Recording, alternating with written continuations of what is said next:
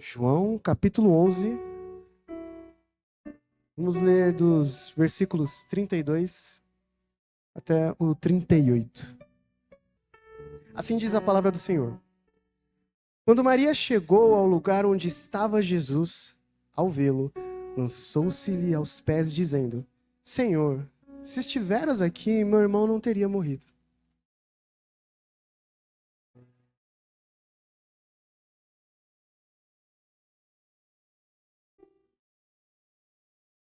E perguntou: Onde o sepultastes? Eles lhes responderam: Senhor, vem e vê. Então disseram os judeus: Vede quanto o amava.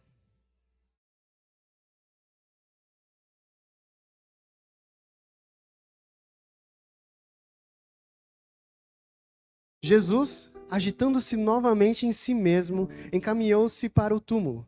Era este uma gruta, a cuja entrada tinha posto uma pedra. Amém. Meus irmãos, certamente uma das coisas mais fascinantes do espaço sideral é o buraco negro. Buraco negro é algo que intriga, né? Buraco negro é uma região do espaço onde a gravidade é tão forte, tão densa, tão poderosa, que nada consegue escapar, nem mesmo a luz. Nada se escapa de um buraco negro quando se aproxima de um. Mas ao mesmo tempo, apesar de ele ser algo tão grandioso, apesar de ser algo tão poderoso, apesar de sabermos que existem tantos e tantos espalhados pelo universo, os anos se passam e pouco se sabe sobre o buraco negro. O que é que tem de fato dentro de um? Ele é grande, poderoso, mas ao mesmo tempo misterioso. Enxergamos ele, quer dizer, entre aspas, enxergamos ele. Podemos supor que há dentro, mas o mistério é grande demais.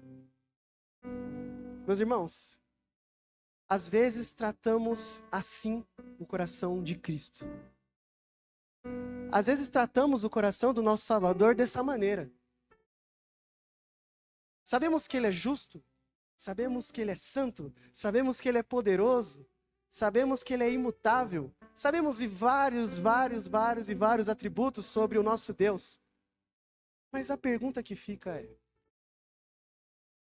quando o nosso Deus nos vê sofrendo, quando o nosso Deus nos vê passando por um momento difícil de nossas vidas, o que ocorre em seu coração?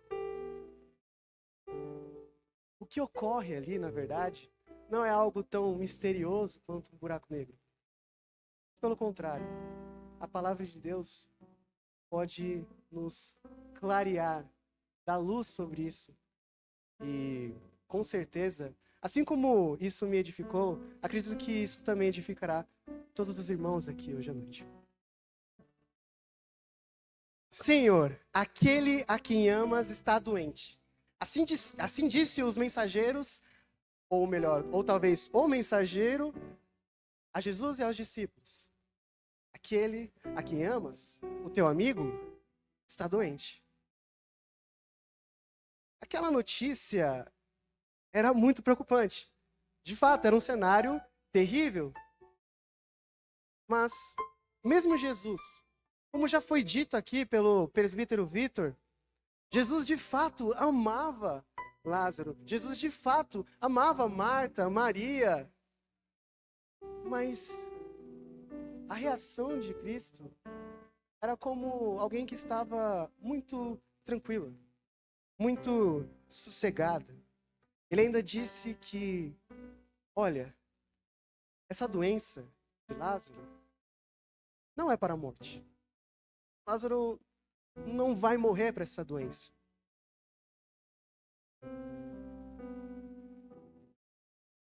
E ainda por cima, ele disse que tudo aquilo serviria para a glória de Deus. Não. Jesus não correu atrás de Lázaro.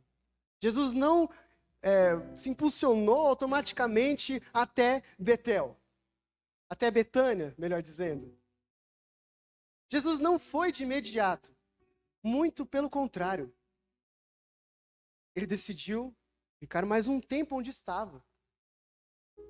Meus irmãos, em cenários como este, onde a pressa é a personagem principal, essa calma de Jesus parece ser muito mais uma demora. Uma demora desnecessária até. Jesus permanece onde estava. Depois de longos 2 dias, ele decide ir até Lázaro. Então Jesus decide ir até Lázaro, porém isso logo de cara chama a atenção dos discípulos. Mestre, agora há pouco os judeus estavam querendo nos apedrejar. Como assim? Iremos até Betânia agora? Jesus, da maneira mais natural possível, simplesmente responde dizendo: vamos de dia. De dia, os maus que encontramos pela escuridão não nos afetarão. Vamos! E não, meus irmãos, não há nenhuma figura de linguagem secreta dentro disso. Jesus simplesmente decide ir, em sua calma, em sua tranquilidade. E ele ainda disse: Lázaro está dormindo, mas irei até ele para acordá-lo. Quando os discípulos escutaram isso, eles não conseguiram compreender muito bem, porque até mesmo disseram: Senhor, se ele dorme, logo ele acordará.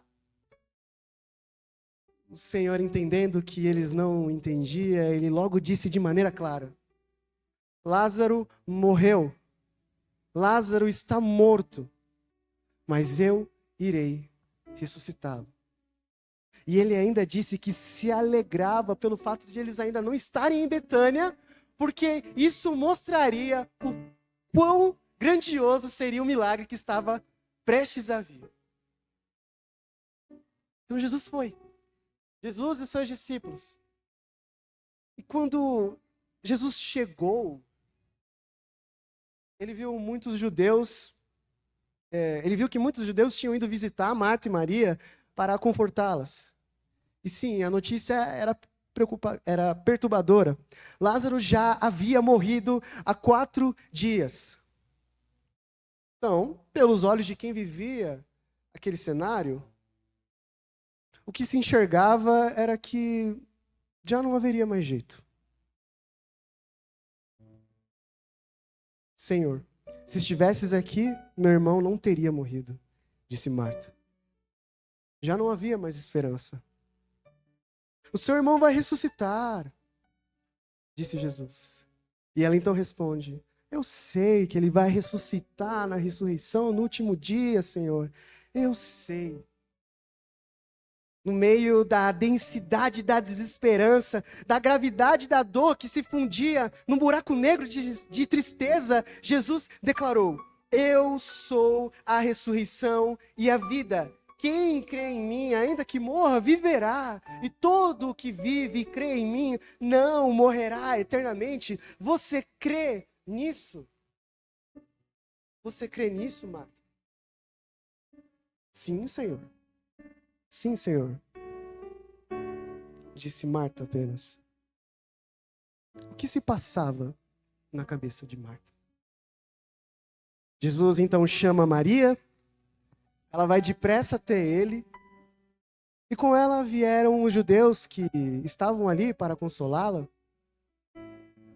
E mais uma vez, Jesus escuta essa frase: Senhor, se estivesses aqui, meu irmão não teria morrido.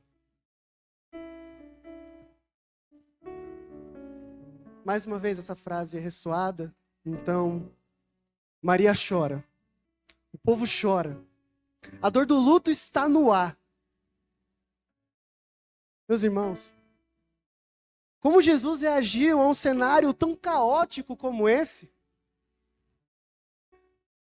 O que ocorre aqui é que o seu coração se comove. E é sobre exatamente isso que iremos refletir nessa noite. A comoção de Cristo. Esse é o tema. A comoção de Cristo. Em primeiro lugar, a comoção de Cristo nos ensina sobre sua indignação. Como assim indignação? Assim está escrito no versículo 33. Jesus, vendo-a chorar, e bem assim os judeus que a acompanhavam, agitou-se no espírito e comoveu-se. Ele se comoveu por um motivo. E antes de falarmos sobre essa comoção, precisamos primeiro voltar um pouco atrás. Entender o panorama das coisas aqui. No contexto que envolve essa drama, percebemos algo muito interessante. Durante toda a narrativa, Jesus deixou bem claro em todos os momentos chaves que a doença de Lázaro não era para a morte. Conforme lemos no versículo 4, com o nosso presbítero Vitor, e quando recebeu a notícia dos mensageiros, conforme esse versículo, lembra lá do começo? Jesus disse, essa doença não era para a morte. Os mensageiros levaram essa mensagem até Betânia. Marta e Maria haviam recebido essa notícia. Mais adiante, no versículo 11 ao 14, ele declara, Lázaro morreu, mas vou ressuscitá-lo. E por fim, em seu encontro com Marta, novamente, ele afirma da maneira mais clara possível, teu irmão há de ressurgir. Jesus deixou bem claro. Ele falou o tempo todo. Era algo que já estava decretado.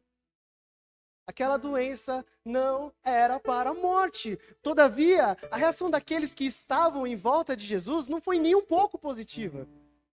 Jesus havia mandado, os mensageiros, as irmãs de Lázaro, que aquela enfermidade não era para a morte. No entanto, ao chegar a Betânia, o cenário era de luto.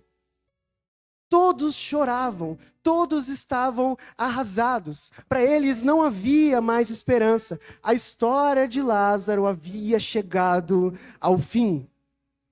Até mesmo os discípulos não compreenderam aquilo que Cristo queria dizer. E quando Jesus disse a Marta, teu irmão há de ressurgir? A resposta dela foi apenas eu sei, Senhor. Meus irmãos, qual seria a reação do nosso Senhor? Ele está revelando do seu poder. Ele está prometendo algo. Se estivéssemos no lugar de Jesus, qual seria a nossa reação? Nenhuma reação mais apropriada seria que não fosse a indignação. E foi exatamente isso que ele sentiu quando o texto declara que ele se comoveu. Quando vamos lá para o texto original, quando analisamos essa palavra comoveu, o que identificamos é que Jesus estava indignado. Não era uma simples compaixão, não era uma simples empatia, não, Jesus estava indignado, o seu coração se comovia, porque aquilo que acontecia em sua frente não era o correto, não era o certo. A incredulidade pairava no ar, e isso cegou o povo.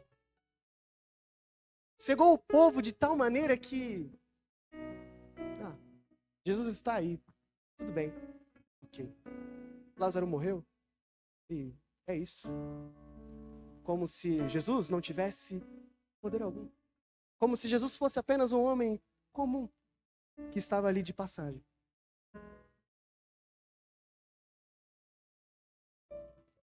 O pecado ele pode obscurecer a nossa visão de tal maneira que não conseguimos contemplar a glória de Deus. O pecado nos cega. O pecado trouxe a mortalidade. O pecado trouxe a incredulidade. E ao olhar para o pecado, Cristo ficou indignado. Olhando para isso, refletindo nesse primeiro ponto, em resposta, meus irmãos, deveríamos ficar constrangidos. Ora, pelo simples fato de que, quando pecamos, logo provocamos indignação no nosso Senhor, isso deveria nos constranger profundamente. Fazemos o nosso Deus se irar quando não vivemos uma vida que não o agrada. Quando, nos momentos mais difíceis, não depositamos nossa fé em Cristo. Sabe aquele momento onde a sua vida se parece com esse funeral de Lázaro? Onde as coisas parecem que não vão engrenar de maneira alguma? Sabe aquele momento onde você simplesmente entrega o jogo? A pergunta que fica é: aonde está Cristo no meio disso? Aonde nós colocamos Cristo em nossa vida? Estamos confiando nele? Ou estamos tratando apenas como um passageiro que veio visitar?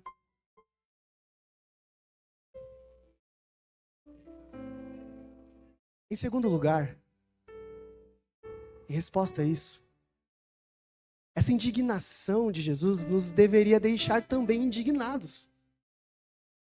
Indignados contra a nossa própria natureza. E não olhar para o pecado com outros olhos. O pecado é terrível, porque nos cega. Se queremos, então, nos parecer mais com Cristo, precisamos ter esse sentimento. Indignação contra o pecado. Isso é duro de se ouvir. Isso nos confronta. E, de fato, o texto está falando sobre isso. Porém, como bem afirmou um certo comentarista, se tudo se resumisse apenas à indignação, o resultado seria que Jesus seria apenas um homem arrogante. O resultado seria que Jesus seria apenas um homem insensível, um Deus insensível, mas não. João, o evangelista João, nos mostra um Cristo que não apenas se indigna, mas que também se compadece. Versículo 35. Jesus chorou. A comoção de Cristo nos ensina sobre a sua indignação, mas também nos ensina sobre a sua compaixão. A atitude de Cristo, após se comover com tamanha indignação, foi a de perguntar: onde o colocaram? Então responderam: vem e vê. O texto dá a entender que nesse momento Jesus ainda não havia chegado ao túmulo, mas ele apenas o contemplava. Jesus, ao ver o que viu, logo então se comoveu. Logo então, Jesus chorou. Meus irmãos, olha que precioso, olha que interessante. A palavra usada no grego aqui para chorou não é a mesma do versículo 33. Não é igual àquela comoção inicial que Jesus teve, não. Era um choro diferente. Era um comover muito diferente do de Maria, Marta e dos demais. Era um choro pontual. Era um choro intenso. Era resultado da emoção mais pura possível. Jesus, ele não chorava por desespero, de forma alguma. Afinal, ele sabia que tinha toda a situação sob controle. Jesus, não, ele não chorava por desespero. O seu derramar de lágrimas, na verdade, foi o choro mais puro já visto em toda a história. Nossos sentimentos, por causa do pecado, são desordenados e também desequilibrados. Muitas vezes, irmãos, a nossa tristeza é marcada pela incredulidade e pela falta de confiança no Senhor. Sim, podemos pecar até mesmo no nosso choro. Até o nosso choro foi corrompido também. Às vezes choramos, mas a causa dos nossos picos de emoções nem sempre são tão puras assim. Porém, como disse um professor lá do IBEL, quando Jesus chorou, o universo se calmou. Logo os judeus exclamaram: vede quanto o amava. João, justamente esse evangelista que tanto enfatiza a divindade de Cristo, ei, Jesus é Deus, ele também nos mostra aqui que a sua comoção provava de modo muito claro que ele também, Cristo, era sim verdadeiramente humano. Outro comentarista observa que, na mentalidade grega, a característica essencial da divindade era a incapacidade de sentir qualquer emoção. Ou seja, em outras palavras, os gregos, quando eles pensavam em um Deus, quando eles pensavam em um ser divino, para eles seria um ser sem sentimentos, um ser solitário, um ser insensível, um ser solitário, sem paixão e sem compaixão. Jesus, por sua vez, quebra tudo isso. Jesus nos revela que o nosso Deus é um Deus que chora. Porque o meu povo é incitado a desviar-se de mim. Se é concitado a dirigir-se acima, ninguém o faz. Como te deixaria, ó Efraim? Como te entregaria, ó Israel? Como te faria como a Adimá? Como fazer-te um Zeboim? Meu coração está comovido dentro de mim. As minhas compaixões a uma se acendem.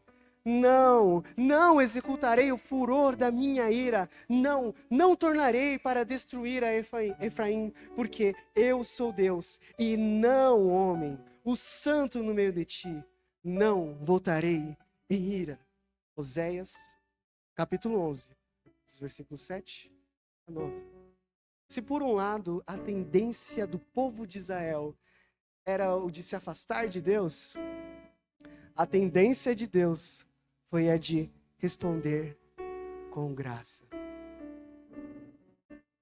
O autor de um livro muito famoso, chamado Manso e Humilde, ele é muito ousado em falar que se fosse possível pegarmos Deus no pulo, Deus no susto, o que encontraríamos seria a graça.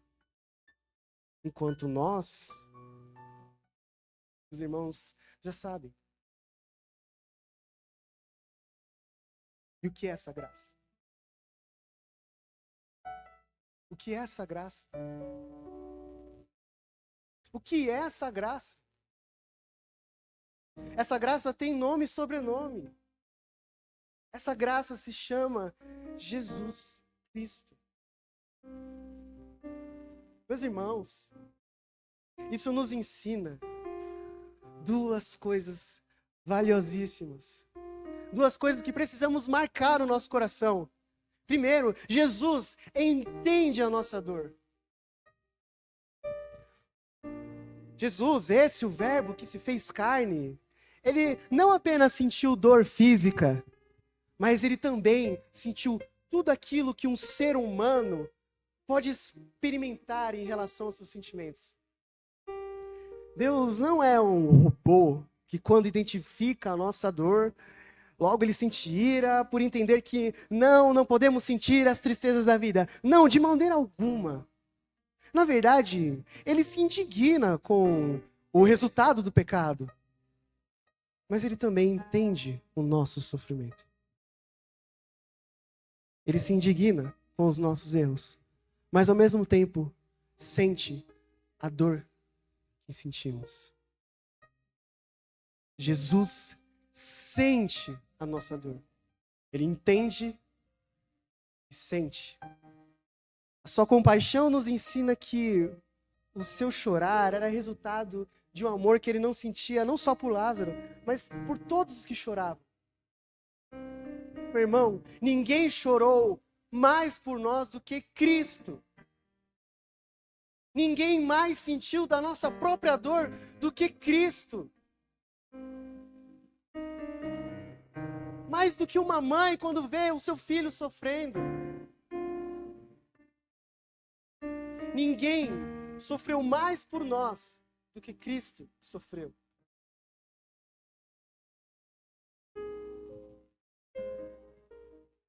Ele já sentiu, sente e sentirá cada detalhe de qualquer dor, de qualquer sofrimento que eu e você passarmos nessa vida. Ele é o nosso co-sofredor. Aquele que sofre juntamente com a gente. É fato que Jesus se comove com os que são seus, né? Porém, ele não ficou apenas chorando. O texto continua e o que vemos a seguir é que os sentimentos se tornaram em atitudes. Versículo 38. Jesus, agitando-se novamente em si mesmo, encaminhou-se para o túmulo. Era este uma gruta, a cuja entrada tinha posto uma pedra. Irmãos, Jesus se comove novamente. Quando vamos olhar para a ideia original, do autor original, no texto original, a ideia é que Cristo sentiu aquele mesmo sentimento lá no início.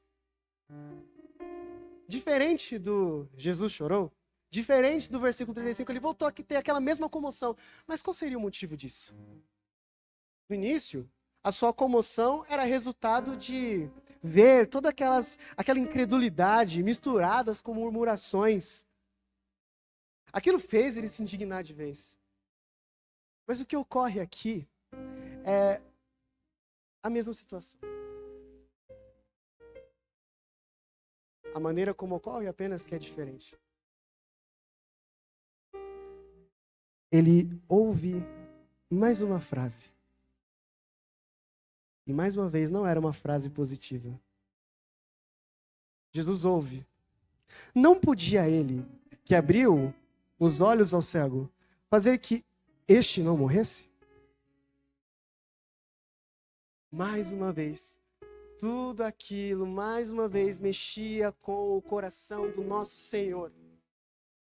Todavia, havia chegado a hora. O amor de Cristo, meus irmãos, não poderia ser manifestado apenas em sentimentos. A morte havia chegado, o povo já havia chorado, a angústia já estava instalada no mais profundo do corações de todos aqueles que estavam ali a sofrer com a morte de Lázaro.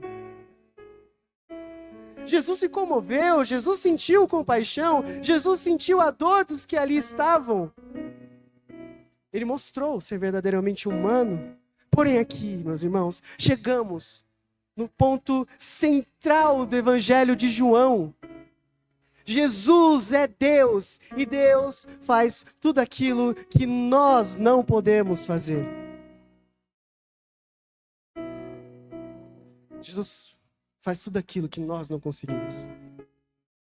Somente Ele, somente Cristo tinha poder para finalmente resolver com aquela situação. Então Ele disse: tirem a pedra. Marta respondeu: Senhor, já se passa 4 dias, o meu irmão já cheira mal. Então Jesus lhe disse: não te disse que se creres verás a glória de Deus? A pedra então é removida.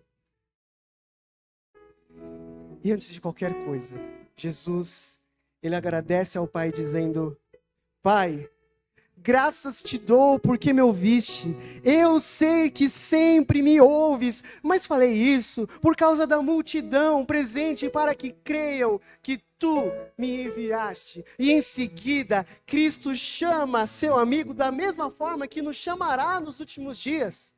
Lázaro, irmão, vem para fora. E aquele que estava morto, agora estava vivo. Irmão, guarde isso na memória. Jesus não apenas se comove com as tempestades da nossa vida, mas Ele é também aquele que acalma a revolta dos mares.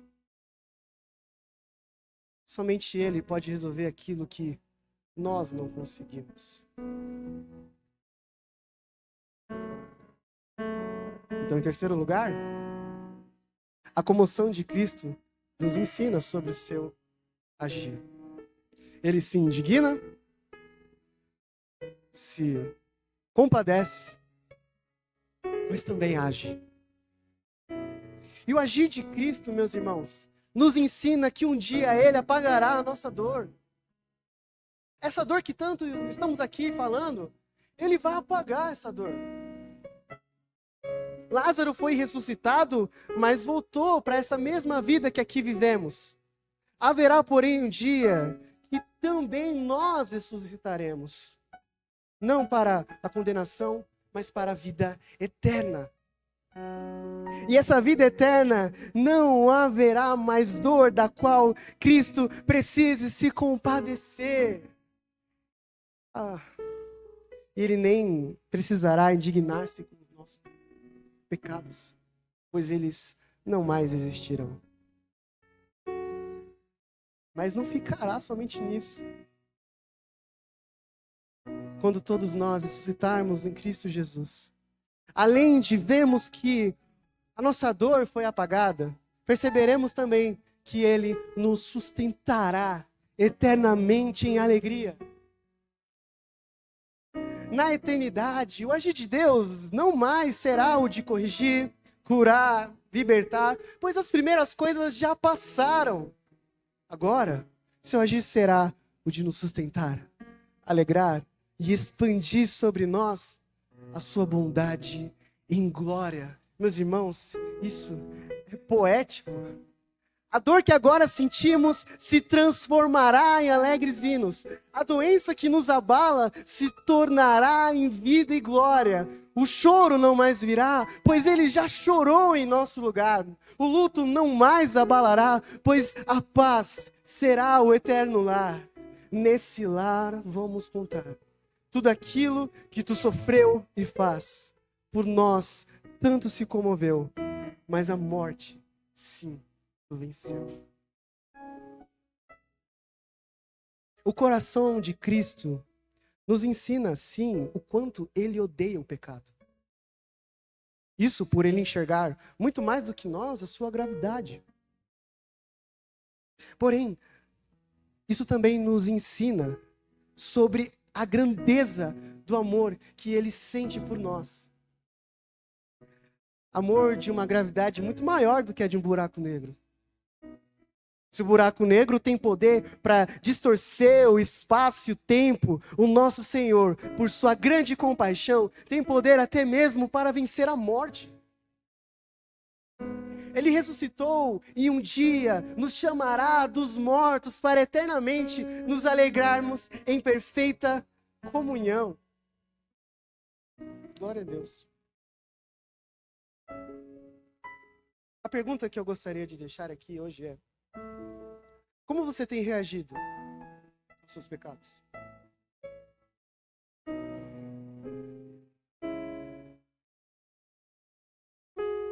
Que a comoção de Cristo nos constranja. Que os nossos pecados nos indignem. Não por medo de Deus, mas por sabermos que, no final de tudo, o coração de Cristo se comove por nós. Amém. Nesse momento, eu peço aos irmãos que fechem os seus olhos. Vamos buscar o Senhor em oração.